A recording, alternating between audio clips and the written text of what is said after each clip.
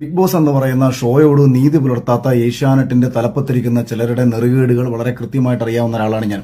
നിന്റെ പരിപാടി തീർത്ത് തരാണ് ഞാൻ. ഏഷ്യാനെറ്റിന്റെ തലപ്പത്തിരിക്കുന്ന ചില നാറികൾ നടത്തിയ നെറുകേടിനെതിരെ പറയാതിരിക്കാൻ ഞാൻ സിനിമ പൂർണ്ണമായിട്ടും വേണ്ടെന്ന് വെക്കും. എന്റെ ഉള്ളിലുണ്ട് സത്യവും ധർമ്മവും നീതിയും ദാഹിക്കുന്ന ഒരു മനസ്സ്. എന്താ കാര്യം? സിബിൻ എന്ന് പറയുന്ന ചെറുപ്പക്കാരൻ ഒരിക്കലും ആ ഷോയിൽ നിന്ന് പുറത്തു പോകണമെന്ന് ആഗ്രഹിച്ചിരുന്നതല്ല. ഒക്കെ നാട്ടുകാർക്ക് അറിയാവുന്ന കാര്യമല്ല അല്ലേ?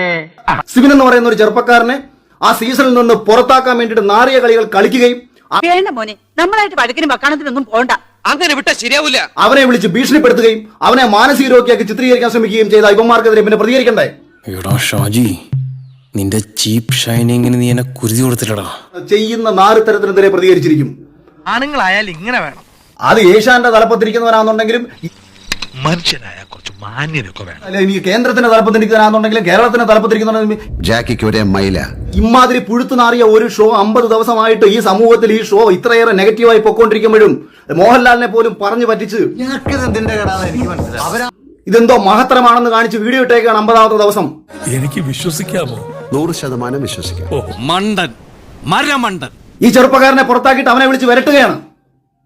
അവൻ മിണ്ടിയാൽ അവനെ തട്ടിക്കളയും, അവൻ മിണ്ടിയാൽ അവനെ തൊലിച്ചു കളയും. ഈ കോൺട്രാക്ട് ഉണ്ട്. എന്നെ കഴിഞ്ഞ സീസണിൽ ഇതാണൊക്കെ വിളിച്ചൊന്ന് കോൺട്രാക്ട് ഉണ്ടാക്കിയപ്പോൾ ഞാൻ പറഞ്ഞു, ചാനലിന്റെ പേര് ഏഷ്യാനെറ്റ് എന്നല്ലേ, സുപ്രീം കോടതി നല്ലല്ലോ. നിനക്കൊക്കെ എതിരെ പറയാൻ പല ആൾക്കാർക്ക് പേടിയായിരിക്കും. കാര്യം നഷ്ടപ്പെടാൻ ഒരുപാടുണ്ടെന്നുള്ള ചിന്ത കൊണ്ടാണ് കുമാർ നിനക്കൊക്കെ എതിരെ പറയാൻ ഭയപ്പെടുന്നത്. എനിക്കൊരു വെണ്ടക്കയില്ല. പ്രകാശ, നിന്റെ അഭ്യാസം വേണ്ട. അകത്ത് പോ. നാരത്തരം കാണിച്ചിട്ടുണ്ടോ? നിന്റെയൊക്കെ മുഖത്ത് നോക്കി പറയുന്ന നാരത്തരമാണെന്ന്. മറ്റുള്ളവർക്ക് മാനക്കേട് ഉണ്ടാക്കാൻ വേണ്ടി ഇറങ്ങി പുറപ്പെട്ടിരിക്കുക വൃത്തികെട്ടവൻ.